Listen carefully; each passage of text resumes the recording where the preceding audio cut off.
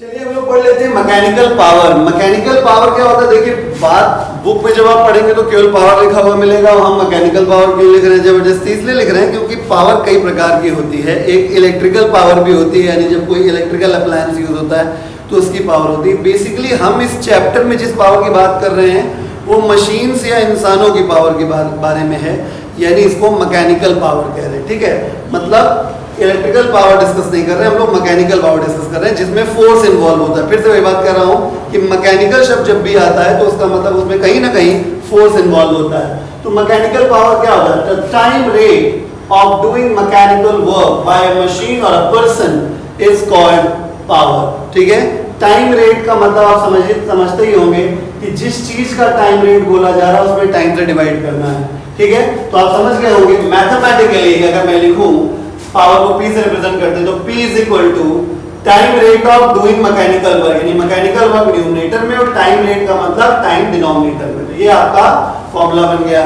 Work done बेटा कैसी quantity होती है, स्केलर क्वांटिटी होती है। टाइम कैसी क्वांटिटी होती है, स्केलर क्वांटिटी होती है। स्केलर को स्केलर में जोड़ने, घटाने, गुणाकार करने, भागाकार करने से हमेशा स्केलर आता है। ठीक है, तो वर्क डन अपॉन टाइम करेंगे यानी स्केलर अपॉन स्केलर करेंगे तो स्केलर आएगा। अब बात कर लेते हैं यूनिट की, एसआई यूनिट की।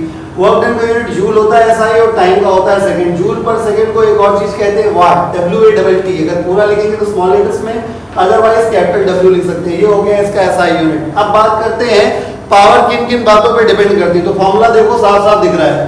पावर डिपेंड करता है दो चीजों के ऊपर, कितना वर्क किया गया और कितना वर्क करने में कितना समय लगा। ऐसा नहीं है कि वर्क हमने कुछ किया और समय कितना भी ले लिया जाए। जितना वर्क आपने किया है उतने वर्क को करने में कितना समय लगा है उससे डिवाइड करना है। तो वही लिखा है factors affecting power. Power spent by a source depends on following two factors. Number 1 amount of work done by the source, directly proportional. देख आप सामने देख रहे हैं न्यूमरेटर में है, यानी जितना ज्यादा वर्क होगा उतना ज्यादा power. And time taken by the source to do the said work. देखिए अंडरलाइन है, सेड वर्क मतलब जितना वर्क आपने किया उतने वर्क में जो टाइम किया गया उसके इनवर्सली प्रोपोर्शनल। देख रहे हैं डिनोमिनेटर में, मतलब अगर सेम टाइम में दो लोग वर्क करते हैं, एक ज्यादा एक कम, तो जो ज्यादा वर्क कर रहा है उसकी पावर ज्यादा है। और सेम वर्क को अगर दो लोग करते हैं, एक कम समय में एक ज्यादा समय में, तो जो समय कम ले रहा है उसका वर्क ज्यादा होगा। समझ गए ना? ठीक है, यानी अगर टाइम फिक्स कर दें, ये टाइम वाला पॉइंट फिक्स कर दें तो वर्क वाला पॉइंट गवर्न करेगा कि जो ज्यादा वर्क करेगा उसका पावर ज्यादा, क्योंकि डायरेक्टली प्रोपोर्शनल है। और अगर वर्क फिक्स हो जाए तो टाइम वाला पॉइंट डिटरमाइन करेगा, तो टाइम जो कम लेगा, क्योंकि इनवर्सली प्रोपोर्शनल, टाइम जो कम लेगा पावर उसकी ज्यादा हो जाएगी। चलिए हम लोग एक न्यूमेरिकल करेंगे। लिखा है a boy of mass 40 kg climbs up a flight of 30 steps. Sorry steps होगा ये, स्टेप्स नहीं है, स्टेप्स है। ठीक है, each 20 centimetre high in 2 minutes and a girl of mass 30 kg does the same in 1.5 minutes. Compare the work done and the power developed by them. ठीक है, जी का वैल्यू दिया हुआ है। बहुत ही आसान सवाल है, आप हमेशा की तरह जैसे करते आए हैं। आप पहले इस क्वेश्चन को अपनी कॉपी में लिख लीजिएगा, बाकायदा आप नोट्स बना रहे होंगे। ठीक है, तो पहले क्वेश्चन लिखिएगा, मैं सॉल्यूशन बता देता हूं, उसके बाद सॉल्यूशन लिखिएगा। बॉडी का एक बॉय का मास 40 किलो है और गर्ल का मास 30 kg है। ठीक है, तो कंपेयर करना मतलब रेशियो निकालना है। ठीक है, तो फर्स्ट पार्ट अगर हम बात करते हैं, work done by the boy upon work done by the girl is equal to, ठीक है, देखिए हाइट पे जाना है। हाइट पे जाने में वर्क डन हमेशा कितना करना पड़ता है, mgh मैं पढ़ा चुका हूं आपको, तो mgh for boy upon mgh for girl. ठीक है, तो m बॉय का मास 40 हो गया, गर्ल का 30 हो गया। g दोनों का सेम है, वैल्यू रखो या ना रखो कैंसिल हो ही जाएगा। हाइट, अब देखिए climb up the flight of 30 steps each 20 centimeter high in 2 minutes and girl of mass does the same, यानी बराबर हाइट चढ़ी है, तो height travelled by the boy and height travelled by the girl is also same. Value फिलहाल रखने की कोई जरूरत नहीं है, आपको टेंशन मत लीजिए। ठीक है, तो कुल मिला के जो वर्क डन, ये 0 से 0 कैंसिल हो गया, 4:3 आंसर आ गया। ये आपका पहले पार्ट का आंसर है। सेकंड पार्ट में देखिए, सेकंड पार्ट में क्या है, सेकंड पार्ट में है पावर डेवलप्ड बाय देम। ठीक है, पावर डेवलप्ड बाय देम यानी बॉय की पावर और गर्ल की पावर का रेशियो निकालना है। तो work done by the boy upon time and work done by the girl upon time. ठीक है, तो सुनिएगा, work done upon time for boy ऐसे, और work done upon time for girl. ठीक है, तो ऐसे कर सकते हैं, ऐसे बड़ा बड़ा मैं लिख देता हूं, work done by boy upon time taken by boy whole upon work done by girl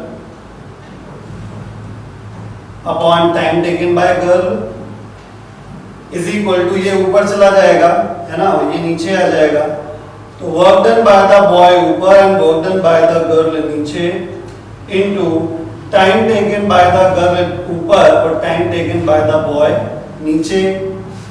work done by the boy upon work done by the girl की वैल्यू 4/3 फर्स्ट पार्ट में निकल चुकी है। टाइम टेकन बाय गर्ल ने कितना time लिया 1.5 minutes और boy ने कितना लिया 2 मिनट्स।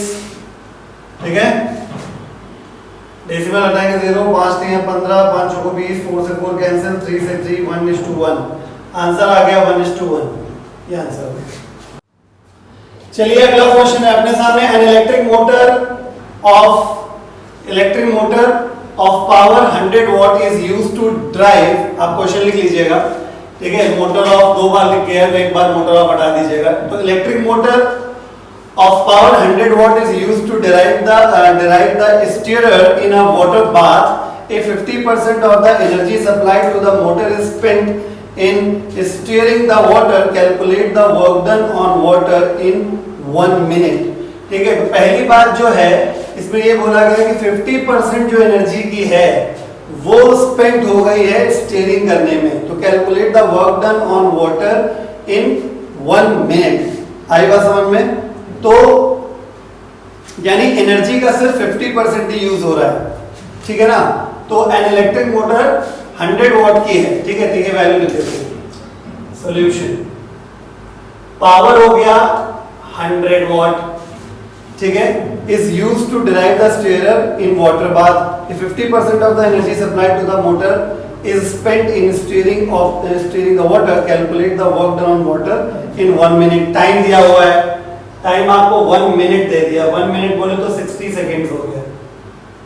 ठीक है, तो कितना आपको क्या निकालना है, पावर निकालना है। तो सुनिए, 100 वॉट की जो मोटर है उसने इतने टाइम में कितना एनर्जी दिया, उसका 50% वर्क डन के बराबर हो जाएगा, है ना। अकॉर्डिंग टू क्वेश्चन जो वर्क डन होगा वो 50% ऑफ एनर्जी होगा। ठीक है, तो वर्क डन, तो एनर्जी कितनी है 50% का मतलब होता है 50/100, और एनर्जी का फॉर्मूला क्या हो जाएगा, पावर इनटू टाइम, है ना। अरे भाई, power equal to work done upon time. अभी देखिए, ये वो वर्क है जो पानी पे किया गया है, और ये एनर्जी स्पेंड बाय मशीन, ये मशीन के बारे में बात हो रही है। आई बात समझ में? या आप ये कह सकते हो वर्क डन बाय मशीन, यानी वर्क डन बाय मशीन। देखिए सिंपल सी बात है, तो पानी पे जो वर्क हुआ है वो मशीन ने जो वर्क किया है उसका 50% ही उसको रिसीव हुआ है। ठीक है, क्वेश्चन क्या देखिए लिखा ना कि 50% of the energy supplied to the motor is spent in steerer. ठीक है, of in steering the water को हिलाने में। तो बताइए पानी पे कितना वर्क करना पड़ा, यानी 50% तो स्टीयरर को घुमाने में लग गया, यानी पानी पे कितना वर्क बचा, कितना वर्क किया गया 50%। ठीक है, तो मशीन यानी मशीन ने, मोटर ने जो वर्क किया है उसका 50% ही पानी का वर्क डन हुआ। ठीक है, तो 50% हो गया, तो ये 1/2 हो जाएगा। ठीक है, वर्क डन, पावर की वैल्यू 100, टाइम की वैल्यू 60 सेकेंड, ये बाय 2, और ये हो गया 6000/2, यानी ये 3000 वॉट हो जाएगा। 3000 वॉट यानी 3 × 1000 वॉट, 3 × 1000 वॉट मतलब 3 किलो वॉट। ये आपका आंसर। चलिए अगला सवाल है अपने पास, calculate the power of an engine required to lift 10⁵ kg of coal. 10⁵ kg आप क्वेश्चन लिख लीजिएगा, फिर मैं सॉल्यूशन भी लिखिएगा। ऑफ कोल पर आवर, यानी मास दिया गया है और टाइम की वैल्यू 1 आवर दिया हुआ है। 1 आवर मतलब कितने मिनट, 60 मिनट। 1 मिनट में कितने सेकेंड, 60 सेकेंड, यानी कुल मिला के 3600 सेकेंड्स हो गए। है। बात समझ में आ गया आपको?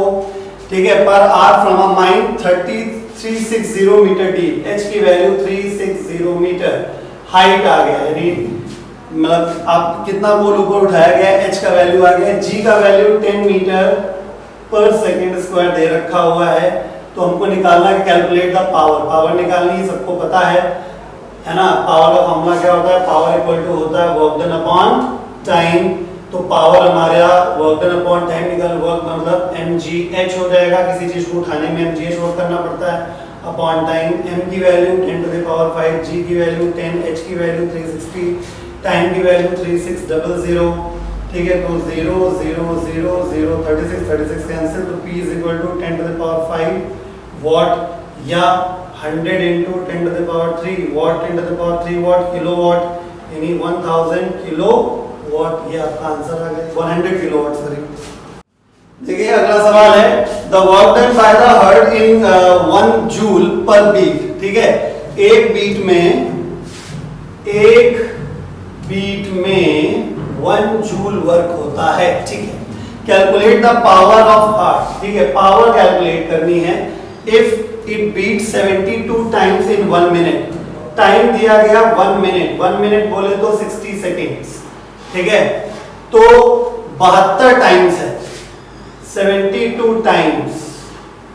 ठीक है, अगर 72 टाइम्स बीट हुआ यानी 72 बीट्स हो गए। और क्या, इफ बीट 72 टाइम्स, ठीक है, यानी 72 टाइम्स बीट किया, इसका मतलब 72 बीट, और 72 बीट मतलब कितना वर्क हुआ, 72 जूल हो गया। नहीं समझ में आया आपको? भाई अगर 1 मिनट में यानी 60 सेकंड में 72 बार हार्ट बीट हुई, तो 72 बार दिल धड़का, तो इसका मतलब 72 बार बीट हुई हो, और एक बीट 1 जूल एनर्जी एक्सपेंड करती है, तो 72 बीट मतलब 72 जूल, यानी इतना वर्क हुआ। तो बस सिंपल हो गया, क्योंकि power equal to work done upon time, power निकालना था, वर्क डन 72 टाइम 60, तो P is equal to 1.2 watt. ये